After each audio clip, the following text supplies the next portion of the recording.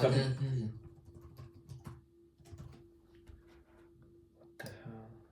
I don't know, just this signal failed. I have no idea why. I followed the signal, it was confirmed. I waited for the next candle confirmation, it just failed. I don't know why. Before the candle formed? No, I entered after the candle confirmed. After Could the you screen share? got confirmed, I entered. Could you share your screen and show it to me? Did you note it down? Still, the stop loss still didn't hit. Huh, Once the stop loss hits, I'm gonna note it down. Awesome. I'm just curious. Right, there we go. Here. There you go. So basically, like, it said I should enter a short here, okay? I waited for this candle to close, and then I Dude, but that's a this candle. That's a perfect candle expansion there. Do you see that? Yeah, this is on the. You see if you take a look at the whole candle and you look at the liquidity wicks, then the second candle took out the lower liquidity and went up for the higher one. Yeah, I can see that. But wait. I'm not paying attention to these. Doesn't matter. Can you make it smaller for a second? Yeah, there we go. Let me look at the candles. So let me just look at the heat map real fast. I want to see the liquidation levels for the next, let's say, 1 week. There is liquidity at 2090. 2091. Yeah. And then at the weekly, there is a liquidity at 2052. Oh, look, it's going down right now. It's definitely going to go down. I don't think it's wrong. I think it's 100% correct. Let me look at. I know. My stop loss is misplaced. Let me look at your stop loss. It says I should put my stop loss over there, so I just did. Of course, yeah, it is. Well, what I think is going to happen basically is Bitcoin actually going just to pump. So 82K, 85K, reject from there, either go to the golden ratio here, or go to the 40K support. This is probably like 80 to 90% chance what's going to happen. Yeah. 80 to 90? Yeah, 80 to 90% chance. That's what's going to happen.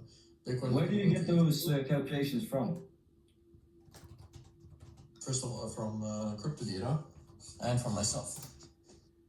Okay. It's all about pattern recognition, and usually history doesn't repeat, but it usually rhymes.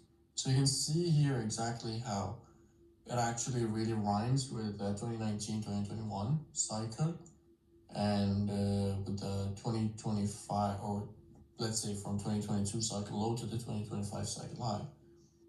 Yeah, like what I think, like here, for example, on the Russia-Ukraine war, you can see how it pumped 25% before rejecting from this fib level and then going down. What fib level is that? Can you zoom out again?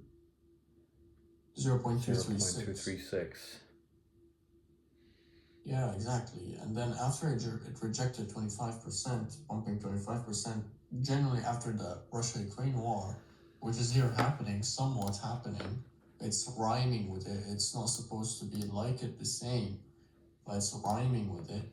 You can see if it wants to pump 25%, it's gonna go to the 0.382, which is 82K, maybe 85K, reject, then come down to its EMAs and SMAs, and then from there, once it breaks the SMA, this one, the EMA, the purple one, it's gonna go down 40% like it did over here in the 2019 cycle, 2022 cycle. After it broke to the EMA, which is like at the golden ratio, it broke it, went down all the way to the 0.786 fib, and then it created a bottom, and then it went up 40%, 40%. If I need to take it also 40%, it's at 40K plus at the 0.786 fib. But that looks exactly like the drawing that I shared. Go back to 4 hour. There's a strong liquidity level at 60K.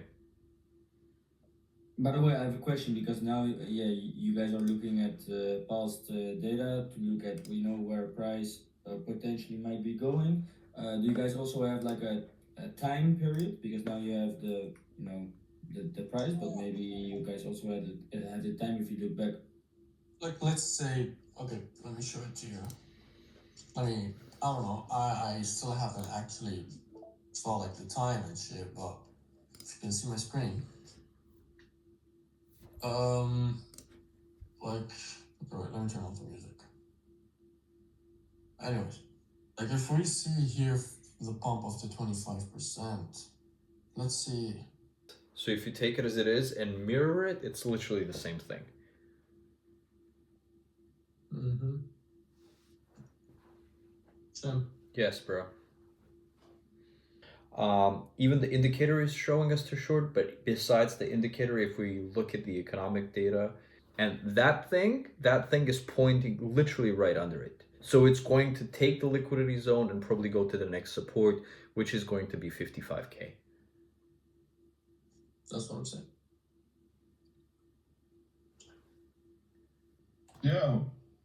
Yo, no way. What's up, Brovsky? What's up, guys? All good. Coding, looking at charts. What's up with you? Pretty good. Nothing, just trying to get a couple of indicators done for everybody. Same. Same. Getting close. Every time I think I got it, I do another version. Yeah, bro, make sure you, I don't know like how deep you are in it, but because if you have like GitHub and you have different versions, and then you can, in GitHub, you can label what really worked, reading the current data that you have and errors that you give it. So obviously you level different versions. So let's say for the sake of the argument, you have the version 1.0, which is amazing at longing, and then the version 1.1, which is the next one, is failing at shorting.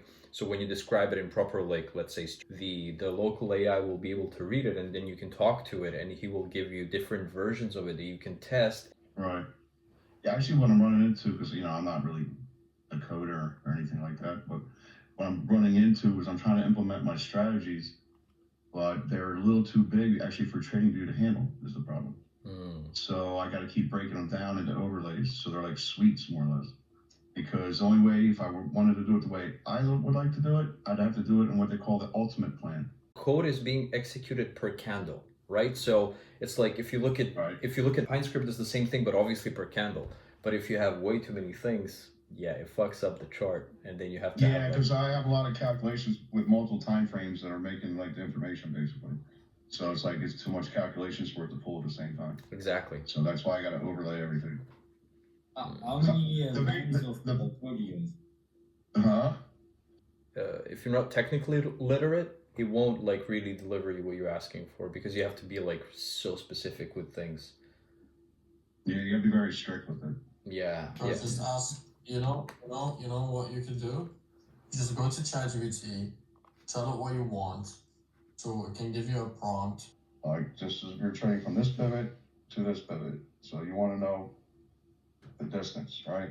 Eventually, like that was the bottom. So it's in this zone. It's a golden pocket zone of the yearly pivots.